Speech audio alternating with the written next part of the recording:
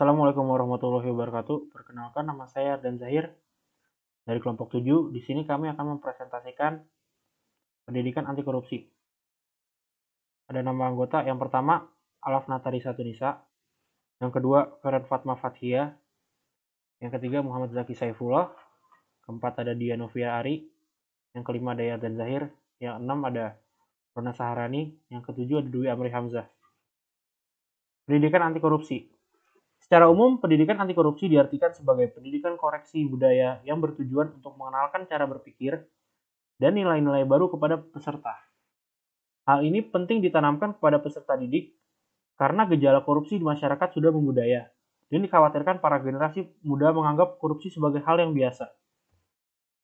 Tujuan pendidikan anti korupsi adalah yang pertama, pembentukan pengetahuan dan pemahaman mengenai berbagai bentuk korupsi dan aspek-aspeknya. Yang kedua, perubahan persepsi dan sikap terhadap korupsi. Yang ketiga, pembentukan keterampilan dan kecakapan baru yang dibutuhkan untuk melawan korupsi. Berdasarkan tujuan tersebut, pendidikan anti korupsi melibatkan 3 domain penting, yaitu kognitif, afektif, dan psikomotorik. Upaya untuk melawan atau memberantas korupsi tidak cukup dengan menangkap dan menjebloskan para koruptor ke penjara, sebab peluang untuk berbuat korupsi terhampar luas di hadapan para calon koruptor. Terlebih lagi banyak tersedia bagi koruptor-koruptor baru untuk melampiaskan hasrat korupsinya. Itulah sebabnya diperlukan penanaman nilai-nilai anti korupsi sebagai upaya pencegahan kepada generasi muda. Mengapa nilai-nilai anti korupsi perlu disampaikan ke dalam jiwa dan roh generasi muda? Ada keyakinan bahwa generasi sekarang ini adalah generasi yang lahir, tumbuh, dan berkembang di dalam sistem dan budaya yang korup. Hal ini berakibat pada sikap permisif generasi sekarang terhadap perbuatan korupsi. Itulah generasi yang akan datang atau yang saat ini disebut dengan generasi muda harus didorong untuk mengembangkan sikap menolak secara tegas setiap bentuk-bentuk dari korupsi. Perubahan dari sikap membiarkan dan menerima korupsi ke sikap tegas menolak korupsi tidak akan pernah terwujud jika generasi sekarang yang masih memiliki hati nurani tidak mau dan mampu membina generasi muda untuk mengevaluasi dan memperbarui nilai-nilai yang diwarisi dari generasi terdahulu dan sekarang sesuai dengan tuntutan, perkembangan, dan kebutuhan bangsa. Nilai-nilai anti korupsi yang perlu disampaikan kepada generasi muda, terutama mereka yang masih duduk di bangku TK, SD, SMP, SMA, dan perguruan tinggi, antara lain sebagai berikut. Kejujuran. Tanpa kejujuran, keutamaan moral lainnya akan kehilangan nilainya. Bersikap baik kepada orang lain tetapi tidak dilandasi kejujuran adalah kemunafikan dan racun bagi diri sendiri. Dalam kehidupan sekolah maupun kampus, nilai kejujuran dapat diwujudkan oleh siswa dan mahasiswa dengan tidak melakukan kecurangan akademik, seperti tidak berbohong kepada guru dan dosen, tidak mencontek saat ujian, tidak melakukan plagiarisme, dan tidak memalsukan nilai. 2. Tanggung jawab.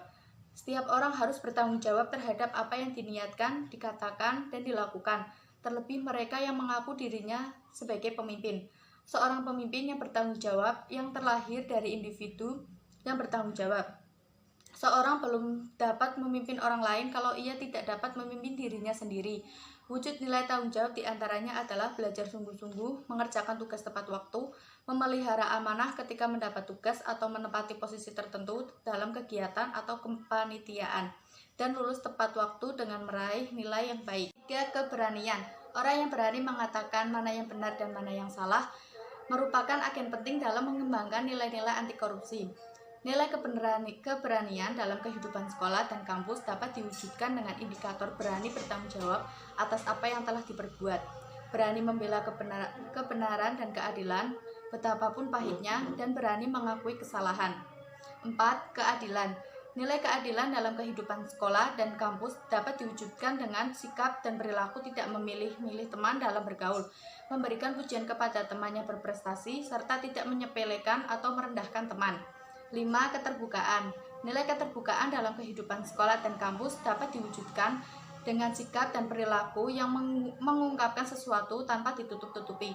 Apa yang dikatakan sama dengan apa yang dilakukan. Apa yang dikerjakan dapat diakses oleh siapapun, serta memberikan informasi yang dibutuhkan tanpa ada yang disembunyikan. Yang keenam, kedisiplinan. Wujud dari kehidupan disiplin dalam kegiatan di sekolah maupun di kampus diantaranya adalah belajar sesuatu dengan cermat, mengerjakan sesuatu berdasarkan perencanaan yang matang, serta menyelesaikan tugas dengan tepat waktu. kesederhanaan. Wujud dari nilai kesederhanaan dalam kehidupan di sekolah maupun di kampus diantaranya adalah rendah hati dalam pergaulan di sekolah dan di kampus, berpakaian dan menggunakan aksesoris tidak berlebihan, tidak boros dalam memenuhi kebutuhan, tidak suka pamer kekayaan, serta hemat dalam menggunakan air, listrik, dan energi lainnya. Yang kedelapan, kerja keras. Wujud dari nilai kerja keras dalam kehidupan di sekolah maupun di kampus diantaranya adalah tidak mengambil jalan pintas dalam mencapai tujuan, menghargai proses tidak sekedar mencapai hasil akhir, menggunakan waktu yang sebaik-baiknya untuk mengejar suatu target atau tujuan, serta tidak terlalu memikirkan apa yang akan diperoleh, tetapi memikirkan apa yang harus dapat dihasilkan. Dan yang terakhir adalah yang kesembilan, kepedulian. Wujud dari nilai kepedulian dalam kehidupan di sekolah dan di kampus diantaranya adalah mematuhi peraturan sekolah dan tata tertib kampus, membantu mengatasi kesulitan yang dihadapi teman, merawat tanaman di sekitar sekolah dan kampus, tidak merusak fasilitas umum, serta merawat dan menjaga barang-barang milik umum. Sekolah dan perguruan tinggi sebagai agen. Pendidikan anti korupsi dapat dilaksanakan di semua jalur pendidikan, baik formal, non-formal, maupun informal. Namun, karena otoritas yang dimiliki dan kultur yang dipunyai, jalur formal atau sekolah dipandang efektif untuk menyiapkan generasi muda berperilaku anti korupsi. Sekolah tidak hanya sebagai pengembangan pendidikan intelektual, tetapi juga sebagai pengembangan nilai-nilai kemanusiaan siswa dan salah satunya yaitu nilai-nilai anti korupsi. Nilai-nilai anti korupsi tersebut secara formal ditanamkan di sekolah dan perguruan tinggi melalui kurikulum yang ditetapkan dan diselenggarakan dalam bentuk mata pelajaran atau mata kuliah. Dalam pelaksanaannya dapat menggunakan metode pembelajaran yang disesuaikan dengan peserta didik. Metode pembelajaran mata kuliah pendidikan anti korupsi yang pertama, diskusi dalam kelas, studi kasus, kuliah umum, diskusi film, skenario sistem pengembangan, laporan investigasi. Metode pembelajaran mata kuliah pendidikan anti korupsi selanjutnya yaitu eksplorasi tematik, lalu prototipe alat-alat pendidikan dengan pembuktian kebijakan pemerintah, lalu pembelajaran keterampilan menulis, selanjutnya pembelajaran keterampilan pemecahan masalah sosial. Peran mahasiswa di lingkungan kampus. Sebagai mahasiswa, salah satu bentuk perilaku anti korupsi adalah dengan menghindari perilaku curang dalam berkompetisi. Upaya preventif yang dapat dilakukan adalah dengan membentengi diri sendiri dari malas belajar. Mahasiswa harus memahami bahwa gelar kesarjanaan yang diemban memiliki konsekuensi berupa tanggung jawab moral, sehingga perlu dihindari upaya-upaya melakukan jalan pintas. Peran mahasiswa di masyarakat. Mahasiswa merupakan bagian dari masyarakat dan merupakan faktor pendorong sekaligus pemberi contoh dalam menerapkan perilaku terpuji. Peran mahasiswa dalam masyarakat secara garis besar sebagai kontrol sosial dan peran sebagai pembaharu yang diharapkan mampu melakukan pembaruan terhadap sistem yang ada.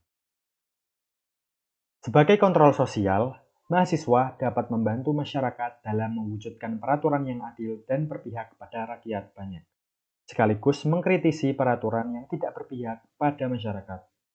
Mahasiswa juga dapat melakukan peran edukatif dengan memberikan bimbingan kepada masyarakat, baik pada saat melakukan kuliah kerja lapangan atau kesempatan yang lain, mengenai korupsi dan mendorong masyarakat untuk berani melaporkan adanya tindak korupsi yang ditemuinya. Selain itu, mahasiswa juga dapat melakukan strategi investigatif dengan melakukan pendampingan kepada masyarakat dalam upaya penegakan hukum terhadap pelaku korupsi serta melakukan tekanan kepada aparat penegak hukum untuk bertindak tegas terhadap pelaku tindak pidana korupsi. Tekanan tersebut bisa berupa demonstrasi ataupun pembentukan opini publik. Sekian dan terima kasih dari kelompok kami. Bila ada kesalahan dalam penulisan PPT, kami mohon maaf. Wassalamualaikum warahmatullahi wabarakatuh.